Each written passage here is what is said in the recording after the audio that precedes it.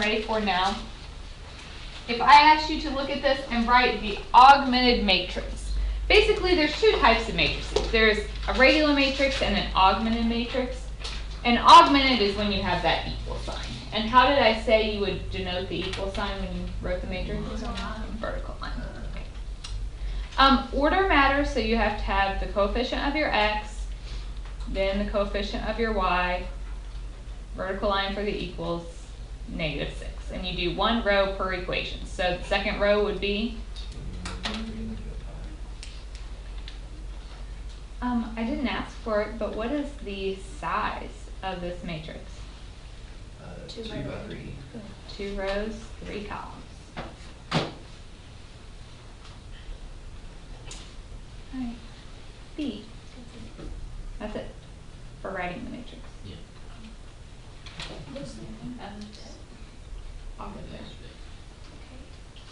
All right, so for B, what would we do? Okay, so for the first equation, we have an x, we have a y, we have a z, and a constant. So my x is 2, my y is -1, my z is 1, equals 0. Okay, the second one, it doesn't have a y. And what else do we have to do? We have to move the 1. So you add that 1 over, so it's a 1x. We don't have a y, so 0y, 1z equals 1.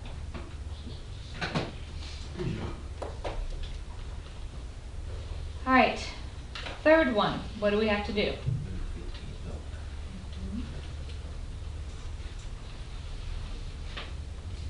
So that gives me a 1x, 2y, 0z equals 8.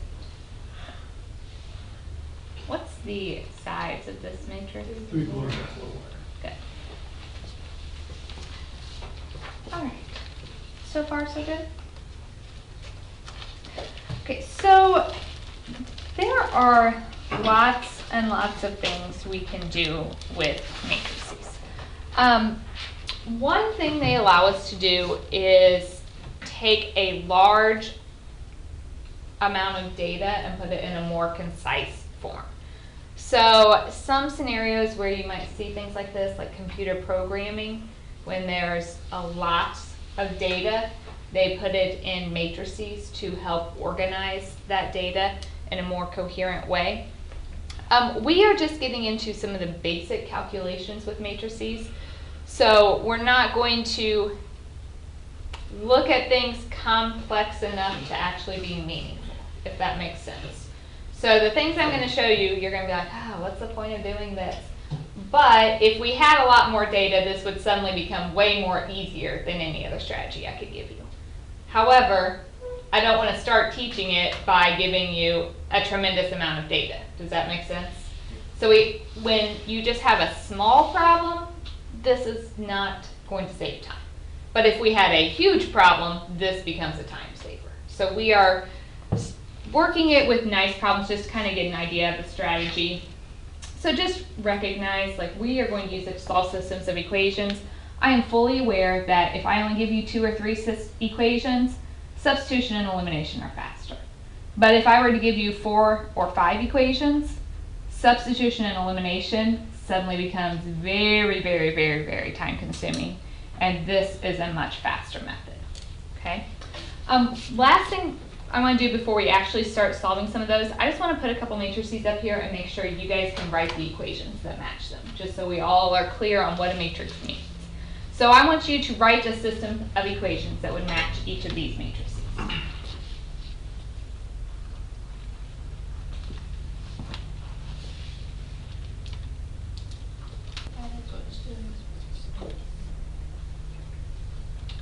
X plus 2y equals 13.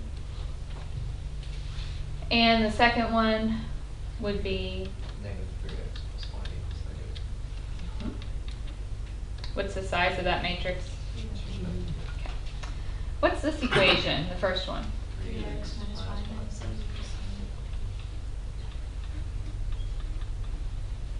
Okay, what would the next one be? 2x plus 2z equals 2x, we have no y's. 2z equals 8. And the last one, there's no x, so y plus z equals 0. What's the size of that one? 3 by 4, good. All right. So we are going to do something, it's called the Goss-Jordan method for solving systems and equations. There are essentially only 3 things we can legally do when we solve these. So these are your legal options. You can switch any 2 rows. So if I want to move a different one on top, I can flip them. It doesn't matter. We can multiply or divide an entire row by a non-zero number. You can't just take everything times 0, but you could multiply by any other number. And we can add or subtract multiples of rows.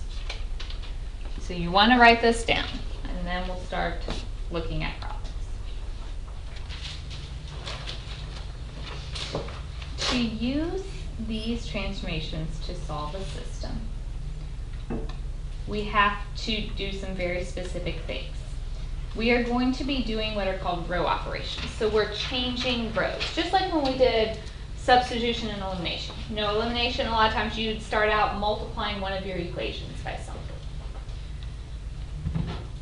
When you solve these, there are going to be many different ways to get the solution. So you have to tell me how you are getting there. So you have to write your row operation. It will look something like this.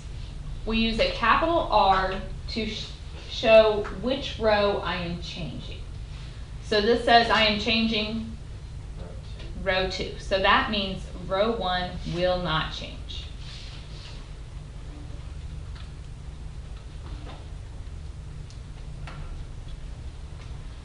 Okay, to get my new row 2, it says we will take -3 times row 1 and add it to row 2. Okay, now we'll get to the point where we don't really have to write out a lot of work here, but I'm going to do this just to show you what I mean. If I took the first row times -3, what does that give me? And then I have row 2 is this. So if I add those, what's -3 plus 3? 6 plus -5. -6 plus 9. Okay, so you replace one row at a time. And here what I did is I added a multiple of another row to it. I added -3 times the first row to that. All right, here's what I need to make sure you understand. Do you know how to look at that and tell which row I'm changing? Okay, that's the capital R. And do you understand how I got the new numbers for my second row?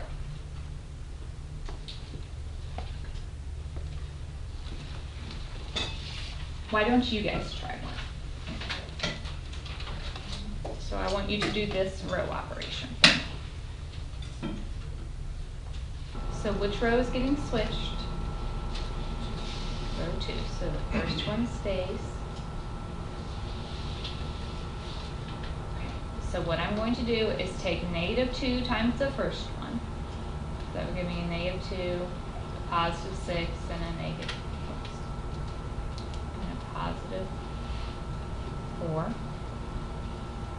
And then I'm going to add it to the current row 2. So -2 plus 2 is 0. 6 plus -5 is 1. 4 plus 5 is 9. Do we get that?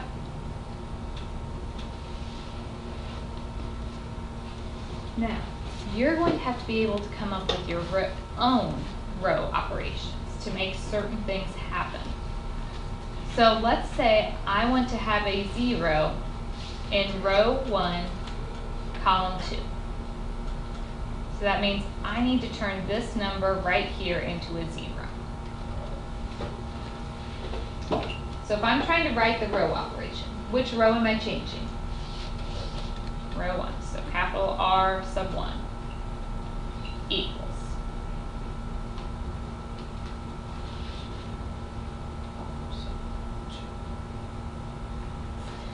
you can multiply by whatever you want except 0. So is there any way I can turn this into a 0 just by taking everything times something? No. I cannot just say I want to add 2 to every number, but I can add a multiple of another row. So it's a negative 2. To make it 0, I would have to add 2, right? If you took 2 times row 2, that would give me my positive 2. So we are going to do row 1 plus 2 of row 2. Does the lowercase r's, do they have to be row 1, row 2, or No, you can put 2 row 2 plus row 1. Okay, so that means row 2 didn't change. I took row 1 plus 2 times row 2. There's row 1. If I take row 2 times 2, when I add these, 1 plus 0 is 1. Negative 2 plus 2 is 0. 2 plus 6 is 8. And so that would give me what I need.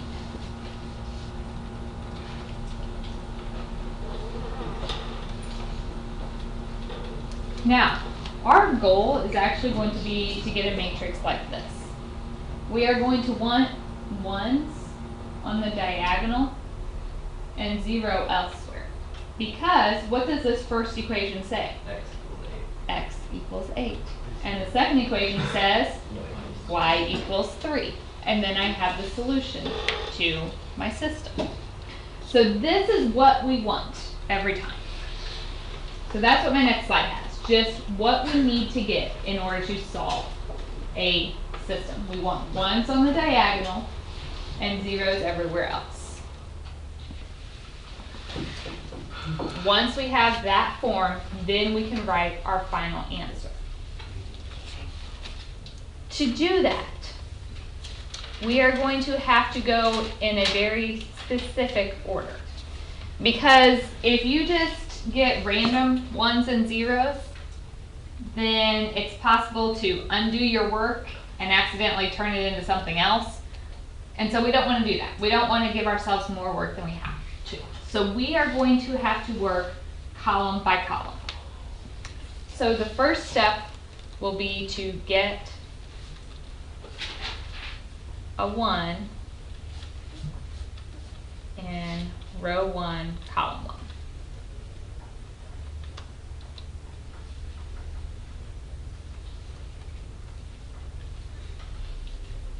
Step 2.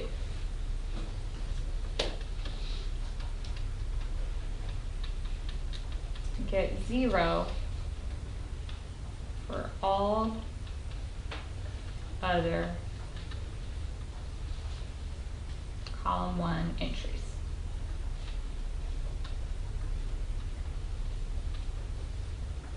So first we get the 1, then we get 0s for everything else in column 1.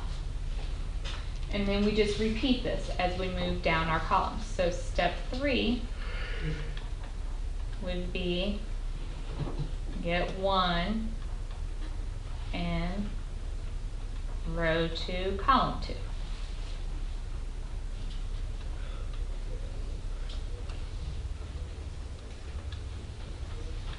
Step 4 would be to get a 0 for all other column 2 entries. So first we get the 1, then we get the 0s.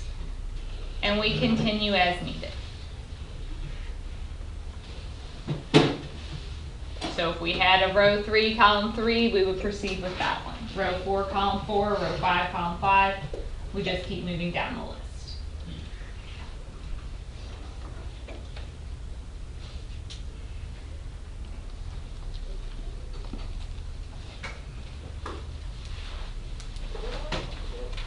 Order matters. If you start with column 2, then when you go back to get column 1, it will undo everything you did in column 2. So make sure you go in this order.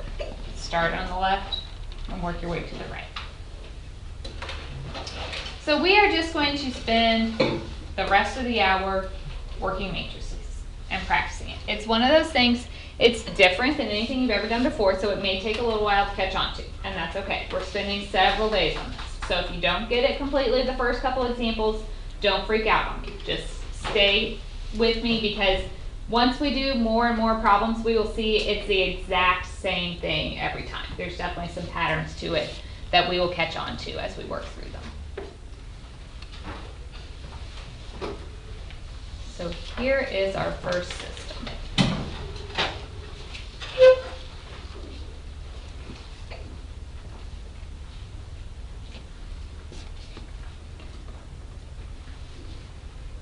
To begin, you always have to write your matrix.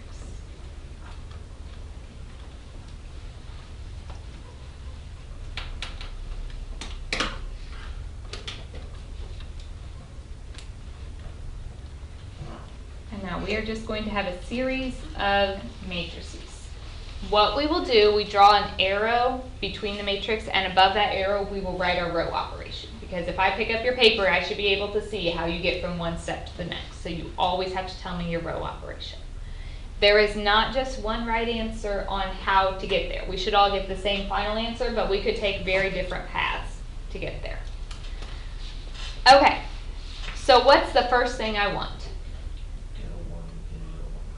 To get a 1 in row 1, column 1. Okay, our options to get that. We can switch rows. Does my other row have to start with a 1? No, so that's really not going to benefit me. We can multiply or divide by anything except 0, or we can add multiples of another row. How do you write in the row operations like you switch them? You just like switch? I usually write like row 1 equals row 2, and then just flip them like that. So can anybody think of an idea to get a 1 here? Multiply row 1 by 5, row 2 by -3. That would give me a 0. No. If we multiply by negative. No, that's on row 2. Because I could multiply by -2 on the top. Okay. Row 2. So if you took the top one times -2, that would make this a -6. But then Wait, If if you you multiply the top by 2, multiply the top by 3 and the bottom by, nope, top by the -3 and the bottom by +2. That would work. That's one option. Did you have another way, John? top by 2, bottom by -1. Top by 2, bottom one by -1, and add those together. That would also work. Does anybody have a third option? Okay, then let's go with one of those. Do you guys care which one? Okay. So which row am I changing? Row 1. Okay, so top by 2, so 2 times row 1. That would make it a +6. you have to multiply. Yeah, so either plus -1 times the bottom or just minus the bottom one, because we can add or subtract rows. Okay. So row 2 did not change. The first row, I took the first number times 2 and then subtracted the bottom one. Okay, so there are different ways to write it out. If you want to write out the entire thing, you know, the first row times 2 would be a 6, -8, and 2. Bottom one times -1. Then when you add those together, you get 1, -10, and -17. You don't have to write that work to show me. I have to have your row operation in the next matrix. So the amount of work you show me is whatever you need. All right, is everybody with me? What's step 2? What do we need? We got the 1. Now we need this to be a 0. So the nice thing, the getting zeros is going to be the same pattern every time. So I'm replacing row 2. So row 2 equals row 2. It's a +5, so I need to subtract 5 times row 1 because it had a 1. I'm trying to turn this into 0. It's 5, so that means to get 0, I have to add negative 5, right? So I'm going to take the first row times negative 5 and add them together. And that's what this says.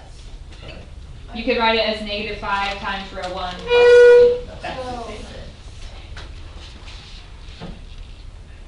So we're saying that row 2 equals that, but I thought you said to multiply top by. I do. This is the same thing as saying negative 5 times row 1 plus row 2. Okay. So, we're changing row 2, so that means row 1 does not change. Row 2 is my current row 2 minus 5 of that. Or you could say negative 5 times 1 is negative 5 plus 5 is 0. Negative 5 times negative 10 is 50 plus 2 is 52. Negative 5 times 17. A number, yeah. Negative 80. Positive 85. Yeah. Oh, Plus 19.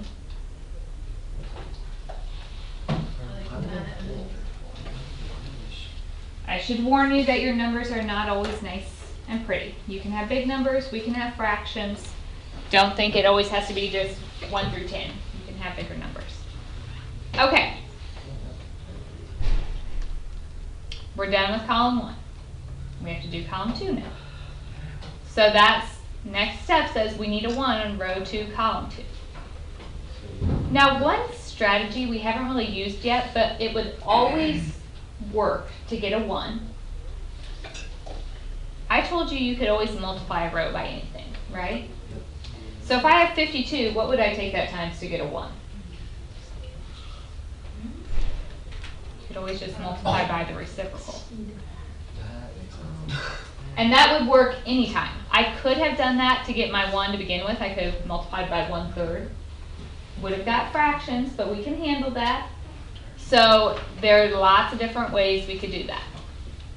Okay, so if I take, row 1's not changing. Row 2, I'm taking it times 1 over 52. 0 times anything is still 0. 52 times 1 over 52 is 1. 104 times 1 over 52 is 2. Oh. That's kind of nice. I guess. So now we need a 0 right here. Okay, so to get my 0, what row am I changing?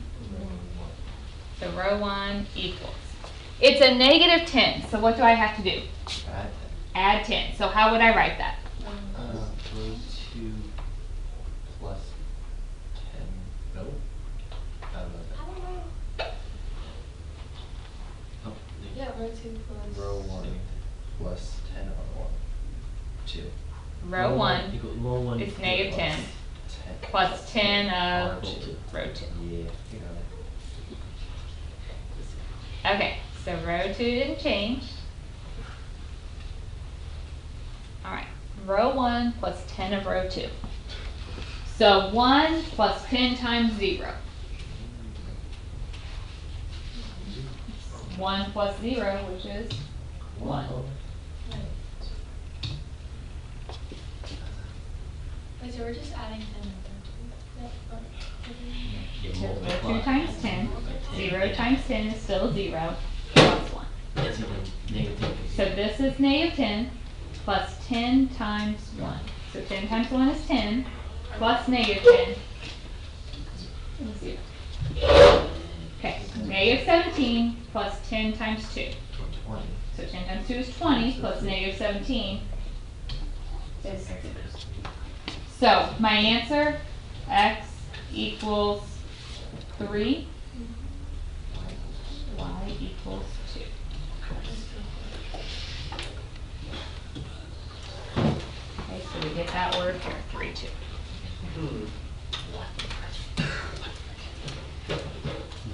The hard thing about this, I can't just teach you like one way to do it, because there are lots of different combinations to get any particular entry that we need.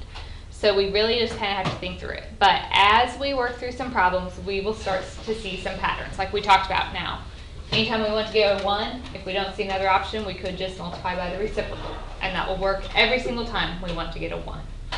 Anytime we want to get a 0, we basically just take the row we have, and then you have to add or subtract the multiple of the row that has a 1 there.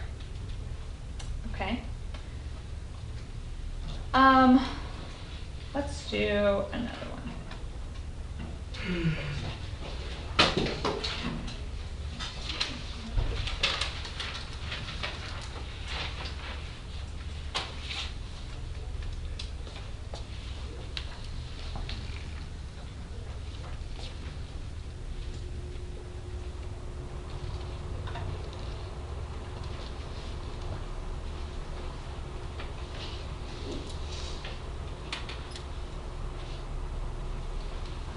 So what would my matrix be?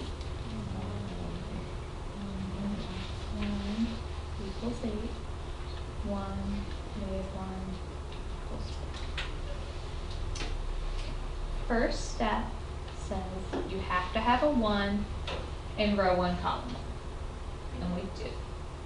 So then we get to go to the second step, which says you need a 0 for everything else in the column. So which row am I changing?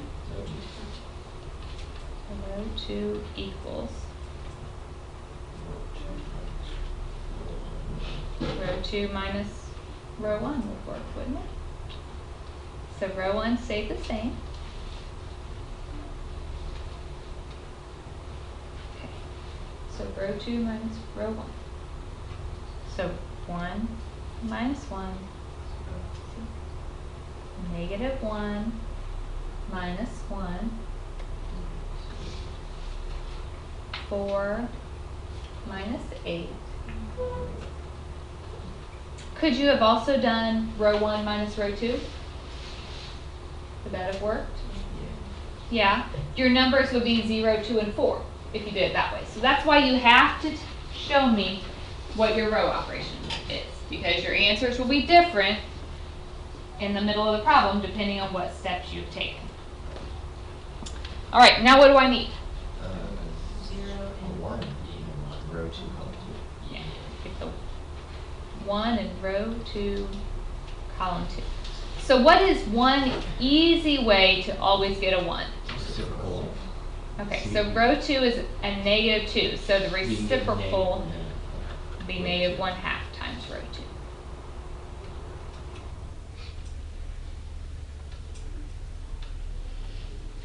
So 0 times -1/2 is still 0. -2 times -1/2 is +1. -4 times -1/2 is +2.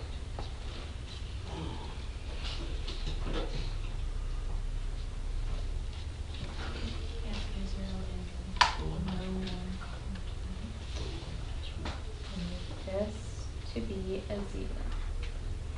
So we are changing row 1. Row 1 minus row 2.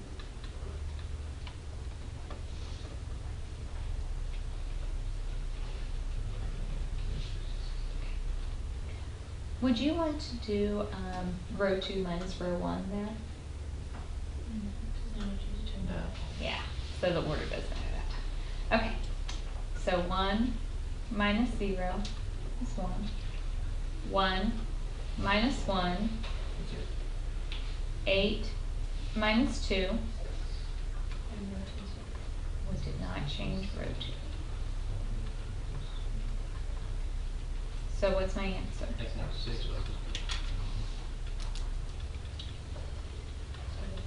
6, 2 is our solution.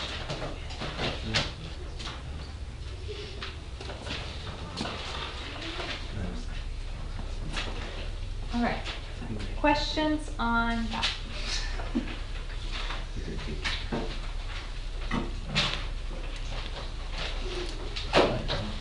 All right. Okay.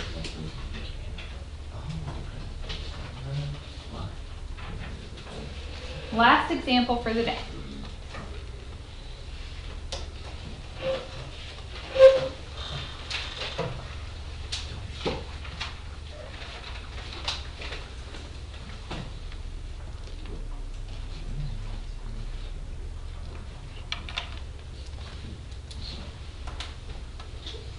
So what would my matrix be?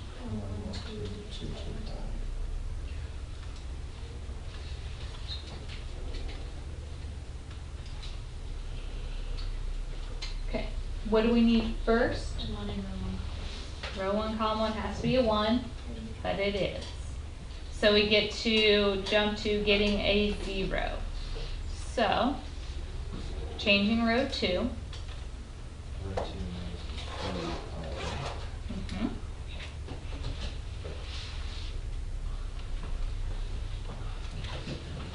Okay. If you're struggling with how to get these new rows, you can write it out. You know, I wrote out the first ones with like actually writing every number in the row. And that is perfectly fine. Row 2 was this. I took row 1 times a -2. So when you add those together, we get 0, 0, 1.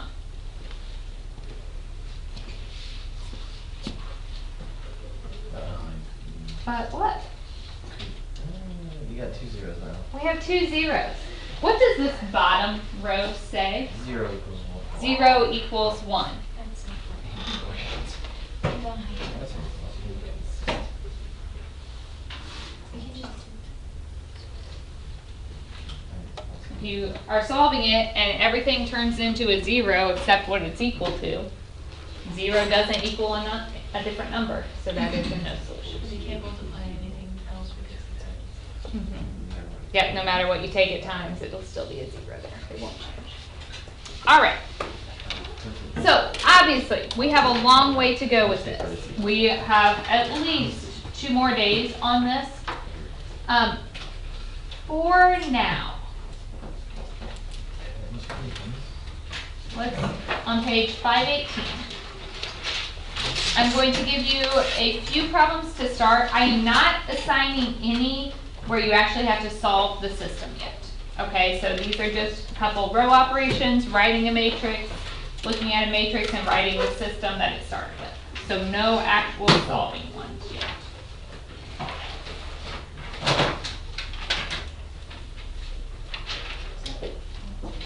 2, 4, 8, and 12. I would like for everybody to look at this real quick. I want to clarify something on problems 2 and 4.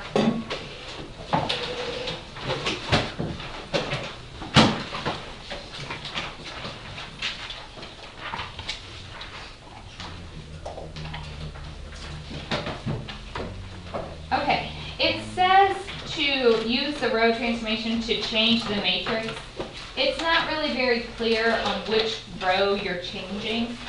So on number 2 it says 7 times row 1 added to row 2. I want you to change row 2 on that one. So the row you're adding to is the one that's changing. So on number 2 you're changing row 2, and on number 4 you're changing row 1.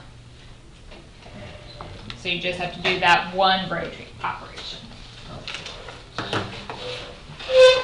And then, those of you gone on Monday, we are going to work a few more problems, and then I'm going to give them time to work on homework in class. Trying to decide, I don't know, depending on how the examples are going, will probably depend on how many I assign. I can write down what I think I'm going to do. Will you be able to watch the video in case I change anything?